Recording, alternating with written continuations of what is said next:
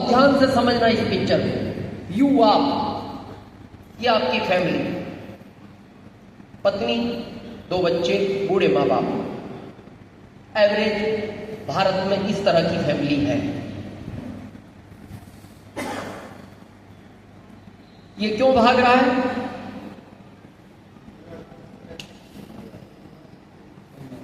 इसका पेट शहादा में भी भर सकता था,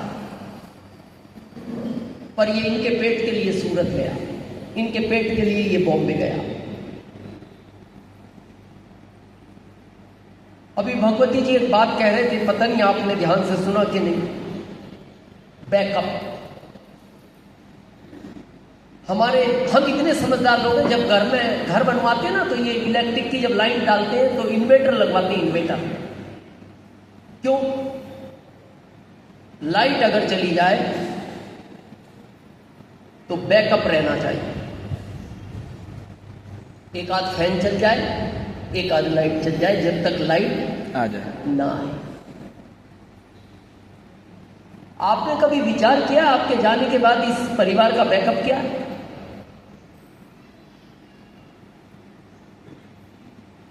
क्या है? जिस दिन हम इस दुनिया में आते हैं ना, उसी दिन हमारे जाने की तारीख तय करता है। ये जो बीच का समय जी रहे हो ना आप, ये पता है कौन सा समय? RSC। ट्रेन में टिकट मिलता है RSC। आप TT से जाके पूछो, भाई सर RSC है, बोले घबराओ मत, कभी भी कंफर्म हो सकता है।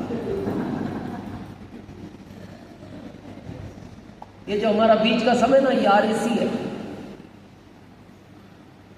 ये कभी भी कंफर्म हो सकता है। और कंफर्म भी सबसे ज्यादा इसका होता है, और इसका लॉजिक है। आपने ये सुना है ना, एक ट्रेन इधर से आ रही थी, एक इधर से आ रही, दोनों आपस में टकरा गई और उसमें 120 लोग मर गए। सुना? कभी आपने ऐसा सुना एक ट्रेन पटरी पे जा रही थी, पटरी से उतरी, गांव में घुसी, एक घर में 5 लोग सो रहे थे, 5 को मार दिया? नहीं सुना। घर में कौन थे? ये 5। इनके साथ कभी घटना नहीं घटी। घटना जब भी घटेगी वो इसके साथ घटेगी, क्योंकि ट्रैक पे ये दौड़ रहा है, कार में ये भाग रहा है, प्लेन में ये भाग रहा है। जब प्लेन में आग लगेगी उसमें ये ही जलेगा। ये तो घर में आराम से।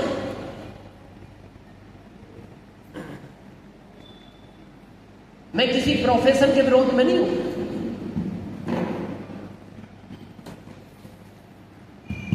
जिस दिन ये घटना घट गई, इस परिवार का कौन जिम्मेदार है? आप IAS बनो, मैं मना नहीं करता।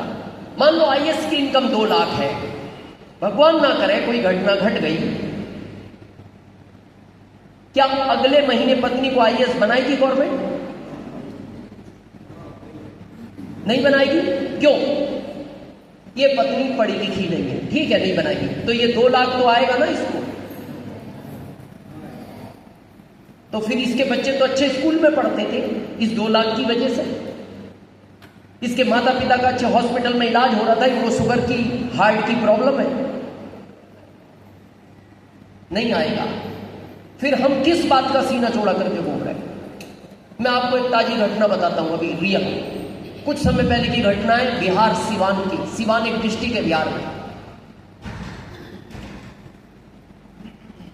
एक लड़का, परिवार में एक ही लड़का, माता पिता, बहुत गरीब फैमिली से, और वो बच्चा बार बार अपनी मां से बोलता था, मां मैं पढ़ना चाहता हूं।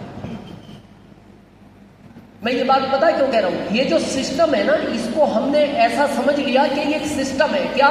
जैसे हमारे दादाजी की शादी हुई, उनके पिताजी हो गए, पिताजी की शादी हुई, उनके हम हो गए, हमारी शादी हुई, हमारे बच्चे हो गए, बच्चों की शादी हुई, उनके बच्चे हो गए। ये सिस्टम नहीं है, ये बहुत जिम्मेदारी का मामला है। समझे ये कितनी जिम्मेदारी है? समझे? yes. आपके यहाँ बच्चे हैं 5 साल, 8 साल, 12 साल, 15, 16 साल, कोई आपसे आकर कहे ये बच्चा मेरे को दे दो, दोगे? आप में से कोई देगा? अच्छा, क्यों नहीं दोगे?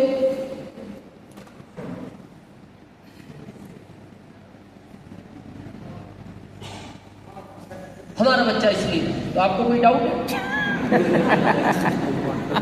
कंफ्यूज मत रहो, आपके दोगे क्यों नहीं? आगे चल के भविष्य है, ये अच्छा जवाब है। मैं बताऊं कारण, आपको याद नहीं आ रहे। पहला कारण, बच्चे से आपका इमोशनल अटैचमेंट होता है, और आप देखना बच्चा जितना बड़ा होगा उतना इमोशनल अटैचमेंट बढ़ेगा। कुछ अप्रिय घटनाएं 6 महीने में घट जाती हैं। कोई बच्चा इस दुनिया से 6 महीने में चला जाता है तो आप 6 महीने में उस घटना को भूल जाते हो। जब कोई अप्रिय घटना 6 साल में किसी बच्चे के साथ घटती है तो आप 6 साल में उस घटना को भूल जाते हो। लेकिन किसी बच्चे के साथ 26 साल में घटना घट जाए, ऐसी अप्रिय घटना, आप जब तक जिंदे रहते हो उस घटना को नहीं भूल पाते। यानी जितना बड़ा होगा उतना इमोशनल अटैचमेंट बढ़ता है। ये पहला है। दूसरा, सामने वाले को जिसको दे रहे हैं उसको हम जानते नहीं, तो कैसे दे दे। तीसरा, उसकी क्या गारंटी है वो हमारे जैसा पालेगा। अब मैं आखिरी प्रश्न पूछ रहा हूं, जिस लड़की से आपने शादी की, इसको भी तो किसी ने 20 साल पाला था, पाला था क्या? तो उसके पिता भी तो सोच सकते थे, क्यों दूं मैं तो इस व्यक्ति को जानता भी नहीं, पहले दिन तो नहीं जानते थे, क्या ये मेरे जैसा इसका पालन पोषण करेगा? लेकिन पता है उन्होंने क्यों दी? इस विश्वास पे दी, ये मेरे से अच्छा पालेगा। यानी पहली जिम्मेदारी क्या बनती है शादी के बाद? पत्नी की आंख में पति की वजह से कभी आंसू नहीं आना चाहिए। उसको बंगला चाहिए, दिलाओ, आपका फर्ज है। उसको कार चाहिए, दिलाओ, आपकी जिम्मेदारी है। उसको गहने चाहिए, दिलाओ आप। उसको कपड़े चाहिए, दिलाओ। आप ये नहीं कह सकते मैं क्या करूं, मैं क्या करूं। अरे क्या करूं, शादी क्यों करी? शादी के पहले सोचना था, आपके हाथ में थी ये बात।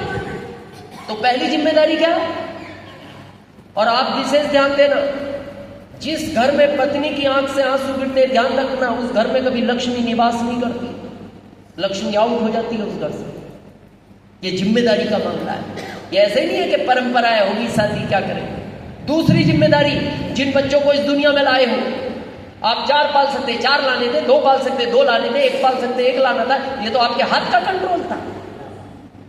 अब लोग क्या कहते हैं, क्या करूं, फीस कौन भरेगा, महंगाई बहुत है, फीस कौन भरेगा। अरे फीस नहीं भर सकते, घर में इनको क्यों भरा? ये आसमान से टपक गए। ये जिम्मेदारी का मामला है। मेरा एक ही बेटा है, तो कई बार लोग पूछते हैं, फैमिली की बात चलती है, सब परिवार में कौन है? एक बेटा है। एक ही क्यों? एक है तो एक ही है। एक ही क्यों? अरे एक तो एक ही, अब क्या करेंगे? बोले फिर भी कारण, मैंने कहा जॉब के हिसाब से। मैं जॉब में था, मेरे को लगता मैं एक को ही पालू। मैंने कहा मेरे को नहीं पता था भविष्य में आरसीएम मिलेगा। तो वो पूछता है अगर पता होता तो? मैंने कहा फिर एक नहीं होता। बोले फिर? मैंने कहा फिर क्रिकेट की टीम घर खेलती। हाँ फिर तो एक होता, फिर तो ये पालता ना। ये जिम्मेदारी का मामला। और आखिरी जिम्मेदारी, जिन माता पिता को की वजह से आप इस दुनिया में जी रहे हैं, ये सबसे बड़ी जिम्मेदारी है। कौन सी? आपको पता है पहले कम एज में शादियां हो जाती थी, कितने लोग जानते हैं? लगभग किस एज में? 12, 13, 14। पता है ये लॉजिक था बहुत बड़ा। ये हम क्या है, कानून वानून बन के ये बालिनी और ये सब बन गए समाज में। कम कारण पता क्या था? 14 साल में इसकी शादी हो जाएगी तो ये अभी जवान है, जल्दी शादी हो जाएगी, इसके जल्दी बच्चे हो जाएंगे। तो जब तक इसके शरीर में ताकत है ये बच्चों को पाल लेगा, जब इसके शरीर में ताकत नहीं बचेगी बच्चे इसको पाल लेंगे। ये लॉजिक था। अभी तो फैशन बन गई, 30 साल, 35 साल, 40 साल। मेट्रो सिटी में 50 में शादियां कर रहे हैं, ऐसा फैशन बन गया। और 50 में शादी की, 52 में बच्चा हुआ। जब बच्चा 5 साल का हुआ ये 57 का हो गया। अब ये दोनों टेंशन में रहते हैं किसको कौन पालेगा। अब वो बच्चा देख रहा है बाप बूढ़ा होता जा रहा है, 57 का हो गया, मैं 5 का ही हूं, इसको पालेगा कौन? बाप देख रहा है ये 5 का है, मैं 57 का हो गया, इसको कौन पालेगा? तो लॉजिक क्या था? जब आपके शरीर में ताकत है आप बच्चों को पाल लो, जब माता पिता में ताकत ना बचे तो माता पिता आपको पालने में। लेकिन जब माता पिता को आपकी जरूरत है, आप कहां चले गए? ईमानदारी से देखो, यहां कितने लोग अपने माता पिता के साथ रहते हैं? बहुत कम परसेंटेज है। गलती नहीं है। आप शहर में क्यों शिफ्ट हो गए? आपको परिवार चलाना। अब वो मां और पिता कहां रह गए? तो जब उस लड़के ने जिद की अपनी मां से, मां मैं पढ़ना चाहता हूं, मैं ये गरीबी का जीवन नहीं देखना चाहता, तो मां ने पहला प्रश्न पूछा, पढ़ के बाहर तो नहीं चले जाओगे? नहीं मां, हमेशा आपके पास रहूंगा। उसकी मां ने लोगों के घर में झाड़ू बर्तन किए, पोछे लगाए, झूठे बर्तन धोए, बच्चे को पढ़ा दिया, बच्चा इंजीनियर बन गया। पहला सिलेक्शन उसका हुआ अहमदाबाद, 1 लाख की सैलरी, कंपनी का मैनेजर। जब वो चलने को तैयार हुआ सिवान से, मां ने कहा बेटा बचपन की बात याद करो, इसलिए पढ़ाया तुम्हें, इसलिए मैंने लोगों के बर्तन धोए, जा रहे हो ना छोड़कर। तो उसके पिता समझदार थे, उन्होंने कहा देखो ऐसी बात मत करो, जाते टाइम रोना नहीं, शुभ काम के लिए जा रहा है, पहली जॉब लगी है, 1 लाख की लगी है, थोड़े दिन बाद ट्रांसफर करा के अपन बिहार ले आएंगे। बच्चा अहमदाबाद आ गया। कंपनी का प्रेशर था, मैनेजर था कंपनी का, 1 साल छुट्टी नहीं मिली उसको। वो मां रोज रोज अपने पति से बात कहकर रोती थी। बिहार में बबुआ बोलते हैं प्यार से बच्चे को। यस। वो कहती थी बबुआ छोड़ गया ना, 1 साल हो गया, बबुआ को याद भी नहीं आती मां की, इसलिए बड़ा किया उसको। लेकिन उसके पिता जानते थे, उन्होंने कहा नहीं आएगा, जिम्मेदारी है कंपनी की। लेकिन इसी सदमे में वो मां बीमार रहने लगी। उसकी रिपोर्ट कराते थे, रिपोर्ट में कुछ नहीं आता था। हफ्ते में 1 बार रोती थी वो अपने बेटे को याद कर कर।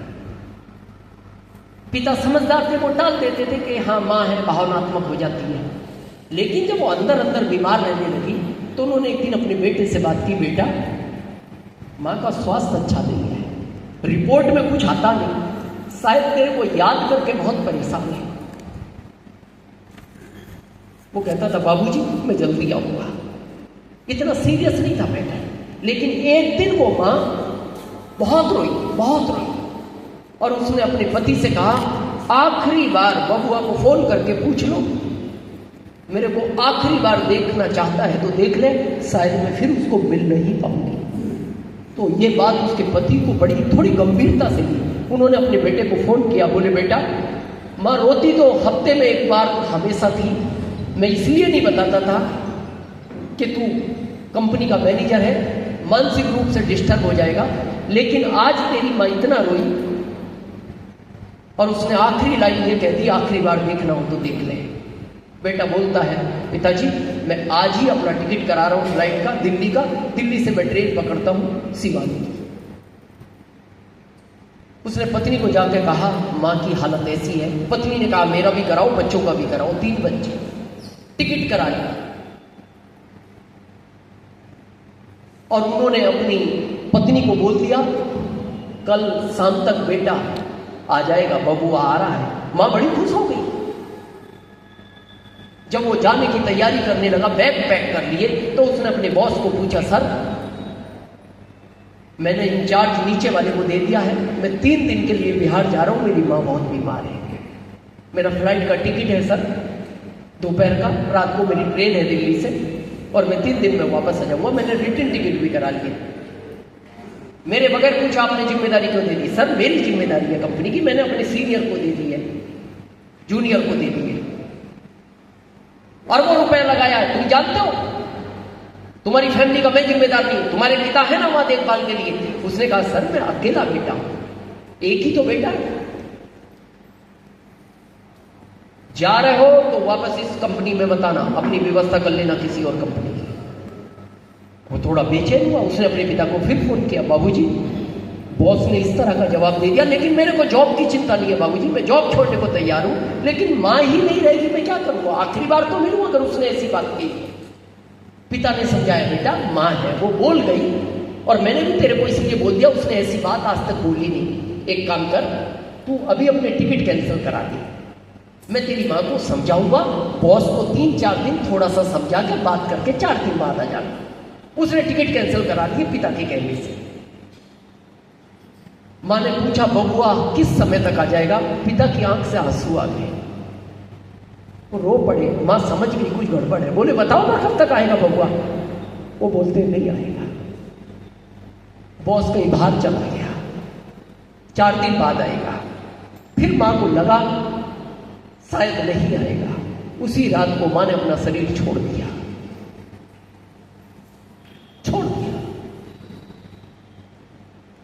उसके पिता ने फोन किया, बबुआ अब मत आना, 4 दिन बाद भी मत आना, जब इच्छा हो जब आना। बोले क्या हुआ बाबूजी? बोले बेटा माँ तो नहीं रही, माँ रात को 11 बजे ऑफ हो गई। सुबह उसका अंतिम कार्यक्रम किया गया, नहीं पहुंच पाया वो उस समय, वो रात तक पहुंचा। मां को आखिरी कंधा नहीं दे पाया वो बेटा। मैं आपसे पूछता हूं, क्या ये मां कभी इस बेटे को माफ कर पाएगी? क्या ये बेटा अपने आप को माफ कर पाएगा? ये आया और ये वापस जॉब पर नहीं गया, नहीं गया। बोले आज तो मां को खोया है, इसी तरह मैं पिता को खो दूंगा। पिता का सहारा कौन बचा के नहीं रह जाएंगे, वो इसके सदमे में ना चले जाए। उसने मना कर दिया पिता को, अब नहीं जाऊंगा मैं। छोटा जॉब वहीं किया उसने 14-15 हजार में। उसके साथ किसी ने आरसीएम बताया, अभी वो रॉयल्टी पर है लड़का। जब वो मिला ना मेरे को होटल में आके, आप बिलीव नहीं करोगे, मेरे 20 मिनट तक मेरी आंख के आंसू नहीं रुके। अभी वो बच्ची इमोशनल हो गई थी ना, उसने तो केवल इतनी बात कही कि जब तक पापा नहीं आते तो सो नहीं पाते। इसकी तो मां हमेशा के लिए चली गई, किस लिए भाग रहे? आरसीएम पे क्यों गर्व करना चाहिए? मैं ताजा उदाहरण देता हूं, ये सीनियर जानते हैं। रत्नेश जैन हमारे सिस्टम के सफाया, 37 साल उम्र थी उस लड़के की, बहुत ज्यादा उम्र नहीं थी, मात्र 37 साल। पत्नी की उम्र लगभग 35 साल है। बेटा 5 साल का है, बेटी 11 साल की है, मां 75 साल की है, बाबूजी 80 साल के। अकेला था ये बच्चा उस परिवार का, जैन परिवार से था। ये घटना 37 में क्यों घटी? आपको पता है हमारे यहां एक प्रथा है, आखिरी टाइम पे बेटा पिता को कंधा देता है। क्या प्रथा है? आखिरी टाइम पे बेटा पिता को कंधा देता है, ये प्रथा अच्छी है। लेकिन आपको पता है भारत में ज्यादातर सब यात्राएं वो निकलती है जहां पिता बेटे को कंधा देता है। आप जब सुनते हो ना सेना पे 7 जवान शहीद हो गए, अभी 2-3 दिन पहले आर्मी की गाड़ी पलट गई, शायद राजस्थान बाड़मेर का वो जवान था, शहीद हो गया। पिता है, मां है, बेटा नहीं रहा। और ज्यादातर यही घटनाएं घटती हैं। ये कार से उतरे, एक बाइक आई, बाइक थोड़ी सी टकराई, ये डिसबैलेंस हुए, गिर गए, सर में चोट लगी, बेहोश हो गए। इनको हॉस्पिटल ले जाया गया, 12 घंटे बाद डॉक्टर ने कह दिया आई एम सॉरी। आप जानते हो इस सिस्टम में सफायर की इनकम 7 से 8 लाख पर मंथ होती है, कम से कम, ज्यादा तो कितनी भी हो सकती है। ऑफ हो गए ये। और ये बच्चा इतना भोला, अगर किसी ने देखा हो, अभी वो न्यू जनरेशन के प्रोग्राम में आया था, दिल्ली, अंकुर जी गए थे उस प्रोग्राम में। वो इतना भोला बच्चा है, जब इसके पिता की अर्थी तैयार हुई घर में, उसको नहीं दिखाई गई। जब वो लेटे हुए देखा तो मां को बार बार पूछता था, मां आज पापा बहुत गहरी नींद में सो रहे हैं, आज उठे ही नहीं रात से। उसको आज भी नहीं पता उसके पिता के साथ ये घटना घट चुकी है, अभी तक उस बच्चे को बताया नहीं गया। उसको यही कह दिया जाता है बाहर किसी काम से गए हैं, आज भी ये बोलते हैं बाहर बेटा किसी काम से गए, क्योंकि वो उनकी मां के साथ कम रहता था, पिता के साथ ज्यादा रहता था। वो रत्नेश जी के बगैर रह ही नहीं सकता था, और वो देख रहा था सोए हुए हैं। जब ये घटना घटी, 1 महीने बाद आरसीएम से, इनका नाम सुबा जैन है, फोन आता है, अब देखना आरसीएम की ताकत। इस अभियान में क्या ताकत है। फोन आता है कंपनी से, मैम बहुत दुख के साथ आपको सूचित किया जाता है कि हमने आरसीएम परिवार से एक हमारे बहुत वरिष्ठ साथी को खो दिया। आरसीएम परिवार को दुख है, लेकिन आप चिंता मत करना, पूरा आरसीएम परिवार आपके साथ है। आप अपना ध्यान रखो, अपने बच्चों का ध्यान रखो, अपने माता पिता का ध्यान रखो, क्योंकि इनकी हेल्थ खराब है। बेटी 11 साल की हो गई है, बेटा 5 साल का है आपका। और आप चिंता मत करना, आपको हमने इसलिए फोन किया है क्योंकि रत्नेश जी सफायर थे इस सिस्टम के, आज वो इस दुनिया में नहीं है। आप अपने पेपर कंपनी को मेल करो, क्योंकि अगले महीने कंपनी आपको सफायर घोषित करेगी और अगले महीने सुबह जैन को आरसीएम ने सफायर